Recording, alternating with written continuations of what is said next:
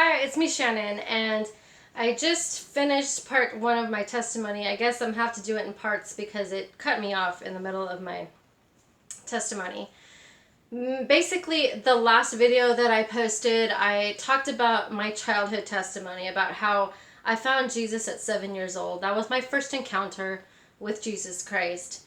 And as a little girl, I remember being 7 years old and kneeling at my bed with a picture of Jesus and writing prayers to God and putting them inside of the pajama drawer as prayers to God. And I remember asking God if I could, be able to meet my sister for the very first time. And I had found a picture of her, and I didn't know.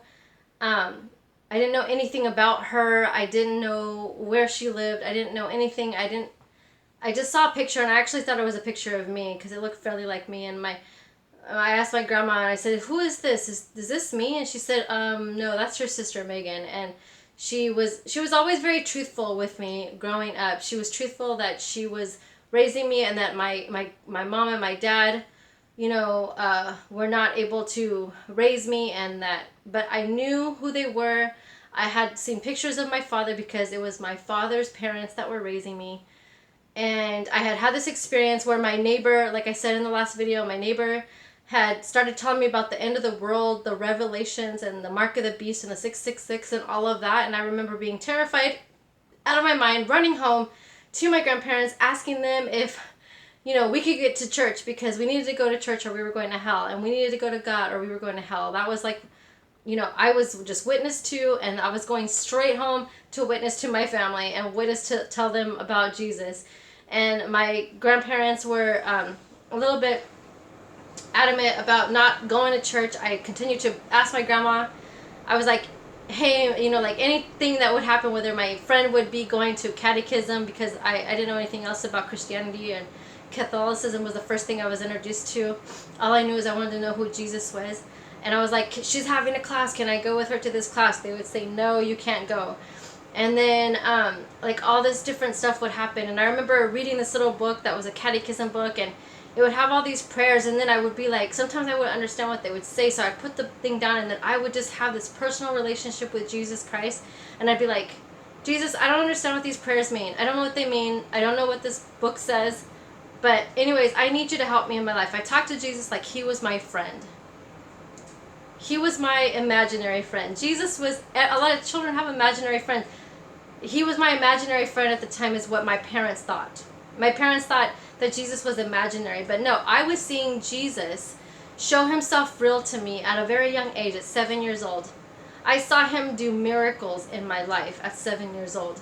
I saw him be able to orchestrate a time of meeting with my sister, like where out of the blue, I was able to meet her and talk to her on the phone. It was something I had been praying for like 3 years, from like 7 to 11 years old. I had been praying that I could meet my sister.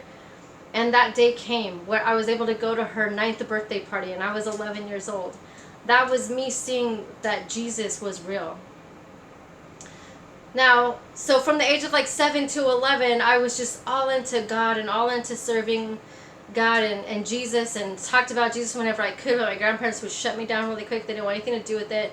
They wouldn't let me go to church. I told my grandma, we need to go to church. Like, can we go to church? She's like, no, God understands that I can't go to church because, I have health issues. I have a heart problem, this, that, and the other. And I was like, well, wait a minute, Grandma. Like, you go to the store and buy cigarettes. Like, so why can't you go to church? Like, I was like a very smart aleck type of little girl too, and I was very sassy, and not that I was trying to be rebellious, but I was just like, I wanted God so bad. I wanted to know Jesus so bad, and they were kind of hindering the fact that I wanted to go to church and to know God. So anyways, the time went on where I just continued to do my own little prayers and things like that. But then it got to a place where suddenly I was surrounded by everyone in junior high and and in junior high, it's like I went from elementary to junior high, and it was like a whole new world. And then there was like all this stuff that I was being introduced to, And suddenly my like seeking God, it was like I kind of like gave up on it. I was just kind of like, you know what? They won't let me go to church. They get mad every time I start talking about God. I mean, I had bugged them so much that my grandma would tell me whenever like the Jesus of Nazareth was coming on TV, she'd be like, "Oh, you want to know about that Jesus thing? Here, watch this movie or whatever, you know." And so I'd sit there and I'd watch the movie. And I remember watching Jesus of Nazareth for the first time, and just tears streaming down my eyes, and I was just like, I understood at 7 years old that Jesus died on the cross for my sins, and it was so crazy because I know it doesn't sound like a 7-year-old could understand that, but I got it. I got it, and I understood it, and I knew what Jesus did for me. You know, I continued to press them, like I said, from like 7 to 11 years old. But I guess I got tired of being rejected and told that I can't go. So by the time I was 12, you know, like the Bible says that bad company will corrupt good character. Well, I was around a lot of bad company at school. I started to do a lot of bad things in school. And so at the age of 13, I remember also I had so much pain going on in my life with my broken family and all the different stuff that was going on in my life, that I started to go into the liquor cabinet when I was 13 years old, and I went in there and I just decided that, you know what, I want to know what my grandpa feels like, because ever since I was like little, about 7 years old, every weekend we would go to Arizona. Every weekend, me and my grandpa would stay at home because she said she didn't feel like going, and we would go out there, and my grandpa would become a different person. My grandpa would become like this enraged alcoholic who was abusive. And I remember one time we were at his friend's house, and his friend and him were getting drunk for the whole day, and then after they wanted to, you know, he wanted me to get in the car and go home and we needed to go home. And he was like, and I told him, "Grandpa, I know I'm scared, I don't want to, you're drunk, I don't think you should be driving, it's okay, I'll walk." He's like, you know, yelling at me, cursing at me, "Get in the effing car, you know, we're leaving now," and get in. And he grabbed me by the arm and he threw me in the car and he hurt me like that. And I was just like, I was crying. I was just praying. I remember praying to get home safely because I thought that we could die in a car accident. It was so scary. And I remember also being at his friend's house when they were all drunk, and his friend told me that he was going to chop me into little pieces with a knife, and he had a knife in his hand, and he said he's going to chop me into little pieces. And I told my grandpa, and my grandpa was laughing with him, and he was like, "Your grandpa won't know, he's too drunk to know what's going on anyways." And you know, some other things happened where my grandpa's friend's grandson, who was 13 years old, was trying to molest me at 7 years old. He kept on telling me that I should maybe wear nothing under my skirt. He wanted me to like touch his private areas and do all of these things, and I was 7 years old. And I remember telling my grandpa, and yet I was the one that felt like I was in trouble for doing nothing. Like I told them because I felt like I wanted it to stop. I wanted him to stop trying to do stuff to me and have me do things to him. And I remember I was the one that was in trouble after that. I was the one that was shunned and put to the side, and everyone was looking at me and he denied that he was doing that. And then like it was this crazy stuff that was going on every weekend in Arizona that was like a completely different life that I lived Monday through Friday at home. And you know, I remember one time we were driving in the car, and my grandpa and his friend, and they were driving really, really fast, and it was scaring me because we were going around these curves, and they were going over 100 miles per hour, laughing, and I was like, "No, please stop!" And I was crying, and I was begging them to stop. I was so scared, so terrified of being in a car accident, and they just laughed at me. So that was the type of abuse that I grew up with. I remember also running to my room every single day practically, and I had a bunch of blankets in the corner where I would run and I would hide and I would cover myself under them, and I would try to put myself so that I could block being hit, because almost every day I was being hit by my grandma or my grandpa. And I never really thought it was abuse at the time, you know, and even growing up and even to this day, it's very hard for me to really call it abuse because that was all I knew. You know, I grew up having to be like covering myself with blankets so that I wouldn't get hit hard enough, and but I got hit and spanked so much that I had a pile of blankets on the corner of my bed so that I could run to that shelter that I made for myself when I was going to get hit. So to me now, when I look back at that, tells me I was abused as a child. I was not only abused physically, but also emotionally and verbally. Later on in life, my grandpa, like when I was in high school, I remember him saying, that I looked like a whore, or that I was a whore, or was I out whoring around. Like, there was some ugly things that they said to me throughout life, mostly my grandpa when he was drunk, but that usually was only on the weekends. So to me, by the time I was 13 years old, I was like, you know what, I'm not going to Arizona anymore. But like throughout that time and stuff, like all of that ugly, like kind of began to push away all of the good that God had been instilling in my life. And I stopped going to God for prayer because it seemed like it didn't stop all of the abuse and all the stuff that was going on. But I did go into that alcohol cabinet because I was like, I want to feel how my grandpa feels. I want to know why he thinks it's so funny to get on his bike and ride, and then all of a sudden he crashes on his bike and he falls down. Like, what was fun about that? And he got up laughing. I'm terrified, crying, thinking that my grandpa's hurt. And he gets up laughing after crashing his motorcycle. That was the kind of life that I grew up living. It was a big secret. I mean, I know that a lot of people in my own family, like, they don't even know this, and I haven't even told them about it. Like, I'm telling you guys are strangers. But I've never even told most of my family about these incidents. I mean, there's a whole lot more too. I'm not gonna keep going on into it because it's just I'd be here for like hours. Anyways, by the time I was 13, well, back up just a little bit. Like, I had this double life. I had this life that I lived at home, and then I got into like pageants when I was 11. And it was like this thing where I was led back to, this was God again showing me that he was still there. Because I got involved in this pageant system that was, they were, the directors of this pageant, it wasn't a regular beauty pageant like a Miss America. I mean, it was a pageant like Miss America where you had evening gown and whatever, but it was more of like an inner beauty pageant. It was more of like, it was, for me, it was all about meeting new people, meeting new friends, because I was being bullied in school as well. In junior high, it started in elementary. I was being bullied all through elementary, junior high, and high school. And so when I went to these pageants, it was like I met all these girls that were nice, and all these girls that, again, remember that scripture, bad company corrupts good character. Well, also good company builds good character. And I was around all these girls that were like, they had these goals and dreams and ambitions.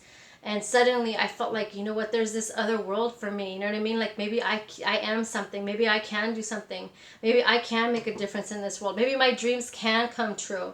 All of a sudden, these directors were talking about God to all of us girls, and they would pray. We would pray before our meals. And this became like a whole different environment for me, where like the directors knew God. They would talk about God openly, and they would share their faith, and there was a lot of other Christian people in that environment, and I was reintroduced to the things of God again.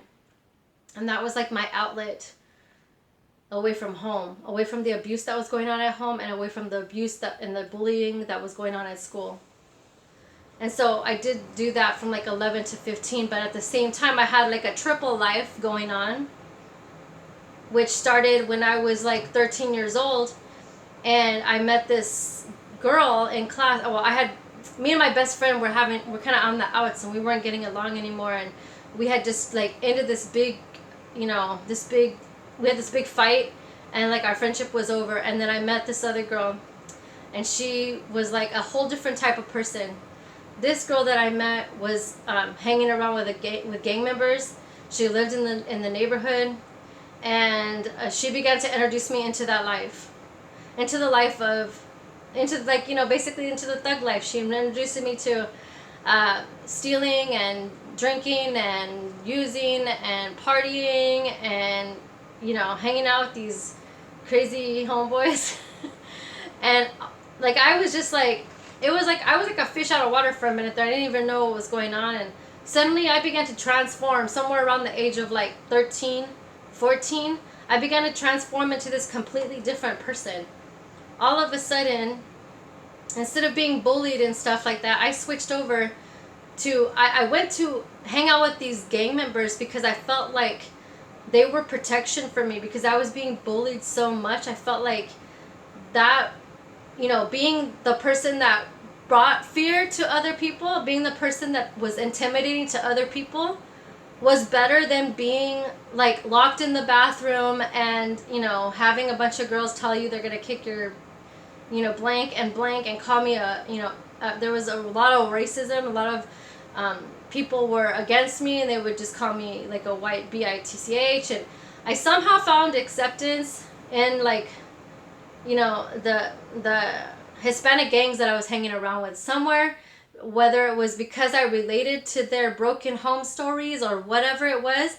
I was able to relate to these people that were growing up in the neighborhood and people that were growing up in the barrio, and I know I probably not even saying that word right, but I started to hang out with these people, and I started to use drugs with these people, and I started to drink with these people on a regular basis. I ran away from home when I was 16 years old, and I was just like, I was going through all this stuff. And I remember being in high school. Again, God came to me again, because God never leaves you, never forsakes you. Once you give your life to Him, even if you go astray, even if you run away, no matter where you go, God will find you. God will send His people to you. He will find you.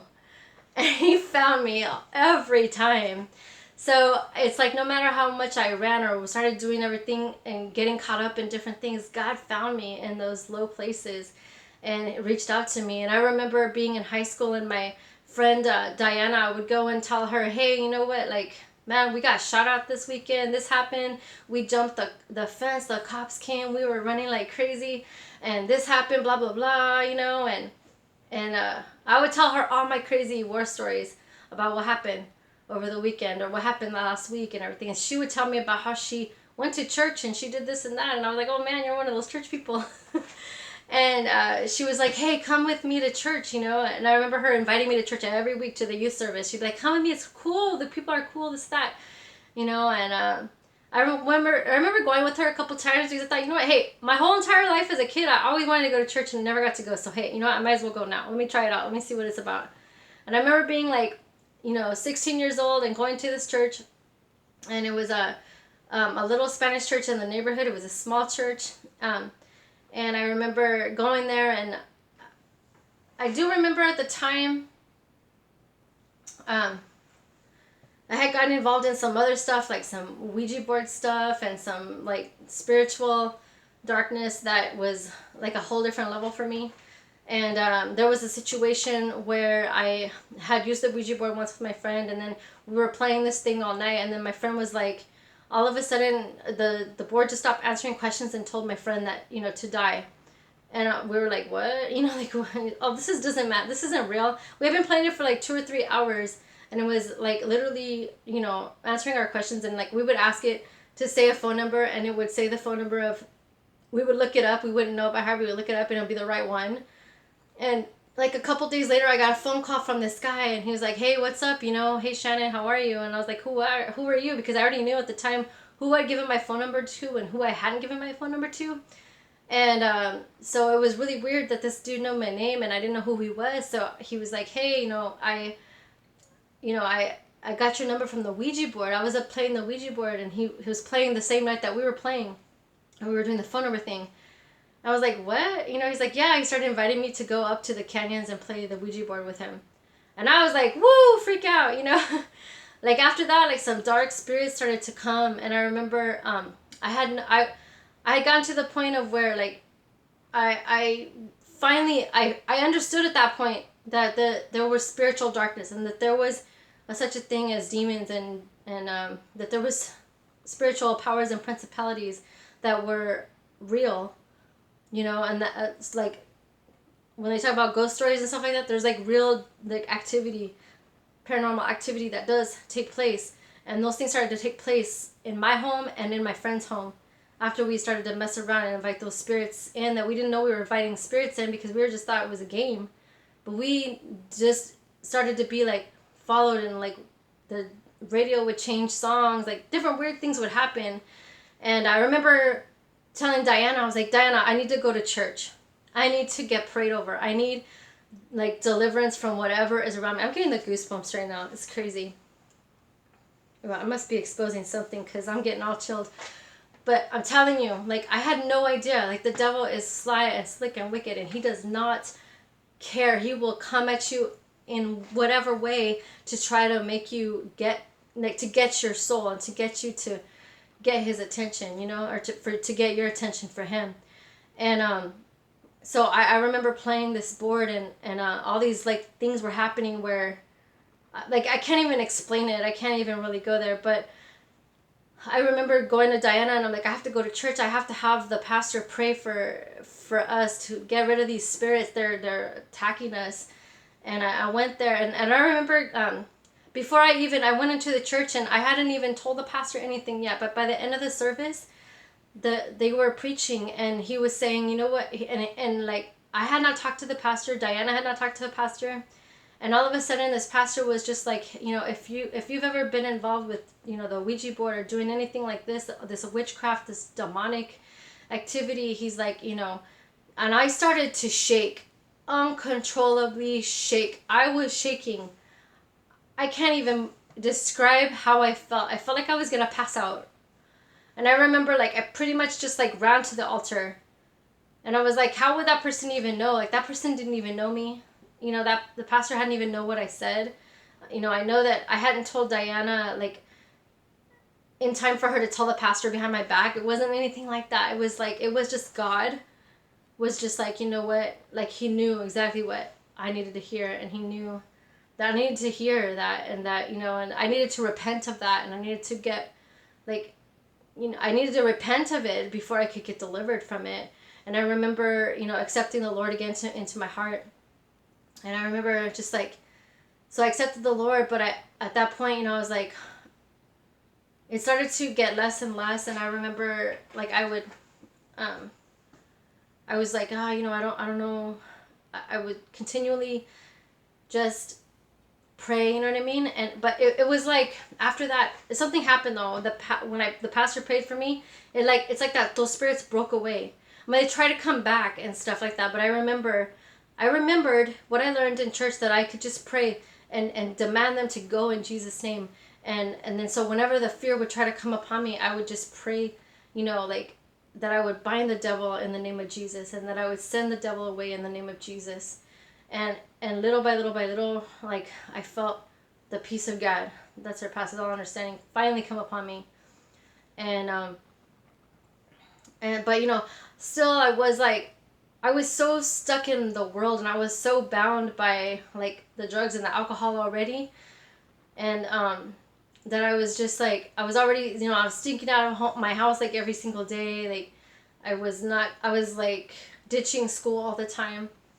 And, like, there was a situation where I ditched, like, I ditched school one time, and I went to this, like, party with these guys that I didn't know, and my friends that said they know them, but it was a friend of a friend of a friend type of thing.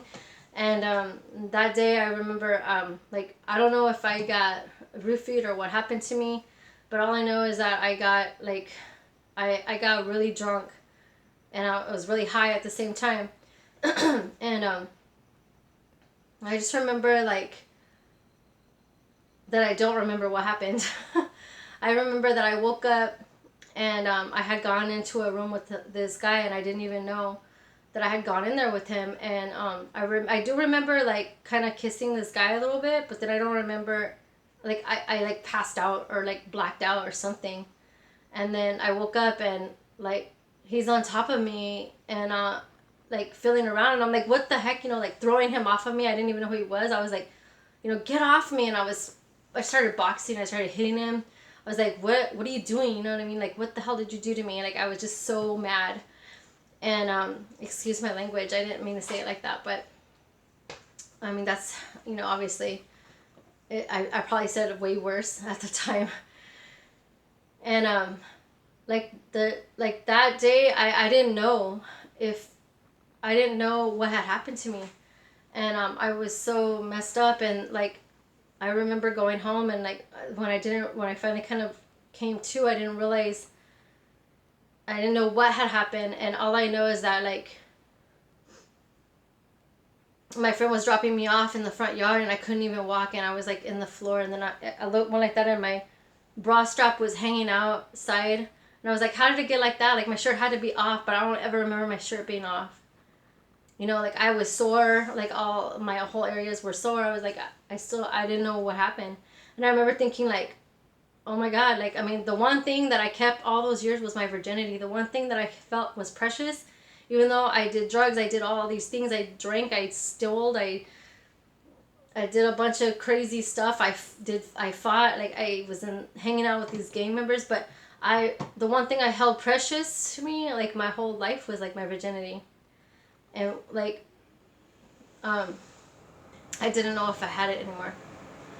And so me not knowing that I had it anymore, and I felt like that was the like last thing that I lost. I was like sitting there with a knife on my hand, on my like razor blade on my hand. I was just like I couldn't get the nerve to do it. Like I was just like, I was in so much pain, and I just wanted it to all end. But I didn't. I was just like sitting there, and I was just like kind of like rubbing it to my hand, like just trying to get the courage to like press down. And then a phone rang. The phone rang, and it was my best friend Maria, which had like, we're the ones that she was the one that we had a falling out before I got into all the gang stuff and all the drugs and alcohol. She was the one that happened to call me that day. We had stopped talking from like freshman year all the way to like junior or senior year.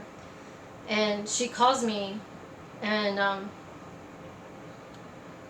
I was just breaking down. I was crying, and I was like, I just want to kill myself. I don't want to live, and I don't even know what happened to me. This happened to me, and I don't even know if I'm a virgin anymore, and I don't even know what happened to me. I don't even know the guy's name. I don't even know where they live. I don't know anything, and I can't tell my parents. And I can't tell anyone. You know, and she like, I don't know how she did it, but she like talked me out of it. You know, and like I was just crying and crying and crying, and I don't remember, but I feel like she saved my life that day. I know that God used her to save my life that day, is basically what I'm saying. There was another time when I went out to hang out with a bunch of homeboys at this apartment complex out in the projects, and we were hanging out, and I was getting drunk and high and everything, and then next thing you know, like I had to go to the bathroom, and you had to go through the room to get in the bathroom. So I went to the bathroom. Well, when I came out of the bathroom, there was two guys sitting on the bed. I was like, oh dang, I had a bad feeling, so I started to bolt towards the door, and then two guys came in from the other side of the door, flung the door open. I had one guy hitting me over the head, another guy was like trying to get me on the ground, another guy was like feeling me everywhere, and like the other guy they were all just like trying to knock me out and to like gang rape me. And I remember the words that came out of my mouth very clearly. I said, God, help me, please, don't let this happen, God. And like I remember, like, in Jesus' name, God. And like I started praying, and then I started screaming for help, and God, it felt like it felt like an eternity. And next thing you know, like Tony and little man, he came busting they came busting in the door, and they threw these guys off of me. And I couldn't go home because I had snuck out that night, and so I wasn't even like I mean, actually I think I told my grandparents that I was spending the night at a friend's house, so I couldn't go home that night, and I wasn't spending the night at my friend's house, and I was just cooped up in this house. And Tony gives me a gun, and he's like, here, hold this gun, and you know what? He told me how to use it, and he was like, he's like, you keep the door locked, and you just stay here and don't worry about it. And I don't even know how I slept or anything that night. I don't even know if I did sleep that night. I think I just sat there all night on the bed with the gun in my hand. And all I know is that I really feel like, you know, God rescued me. That was just a couple times. You know, there was times where I remember being at a party one night, and I was standing there with a bunch of my homegirls, and I was like, hey, I feel like we need to leave, like, right now. We need to go. And they're like, what do you mean? What are you talking about? We're just partying and stuff. Like, have another drink, you know? And I'm like, no, I don't know. I feel like we have to go. Like, we need to leave now. Like, I was in this spot, and this thing came over me, and I was just like, no, we need to leave, like, right now. And it wasn't even my car, but I got them all and I routed them up and I was like, we need to go now. And we like started to bolt out the door. We went and we get in the car. We're in the car and we're starting to pull out, and like there's these guys and they got these guns and they're like aiming it towards the area of that spot where I said we need to go now. That we were standing in that same exact spot where someone ended up dying because they got shot in that same exact spot that I said we need to go now. And so we're in the car and like we're like in the way of the shooting that's taking place. So I remember like climbing out of the car, like a bunch of us like bolted into this house next door. Like I don't even know how we got in. We just like pounded on the door and they let us in. And we found out that, you know, people got shot and killed in that same exact spot that I said we needed to leave from. And I just thank God for his grace, because I would not be here today. I would not be here. God spared my life so many times. Those are just a few incidences of when God spared my life. And I know that God was always there and that he was always reaching out to me.